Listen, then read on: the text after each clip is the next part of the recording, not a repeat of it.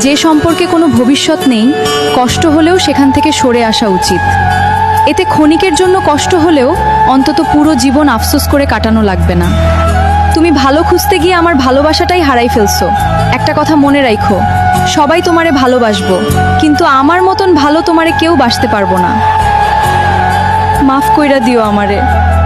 নিজের মনে কইরা অনেক শাসন করছিলাম তোমারে। যে কথা না বইলা থাকিতে পারে সে ভুলেও যেতে পারে। দিনে দিনে নিজের বিশ্বাসের কাছে একটু একটু করে শেষ হয়ে যাচ্ছি। আমার জীবন ঠিক কোনখানে গিয়ে থামবে আমি সত্যিই জানি না। আমার কপালে শেষটা কি আছে? আমি ছিলাম মোমবাতি, সে ছিল রাত। আমি জ্বলেছি তার জন্য, সে খুঁজেছে চাঁদ। কে হয় এটা? ফ্রেন্ড হয় আমার। তোমারে বলছি না ছেলে ফ্রেন্ডের লগে মিশবা না। এতই যখন সন্দেহ তাহলে ছাইড়া দাও না আমাকে। কি হইল ম্যাডাম? আরে ভালোবাসাটা কি মানুষের এতই সম্ভব করে? যে সত্যিকারের ভালোবাসে সেই তো সন্দেহ করে, না হলে কার এত টাইম আছে এ যুগে একজনকে নিয়ে ভাবে। যাও। সরি।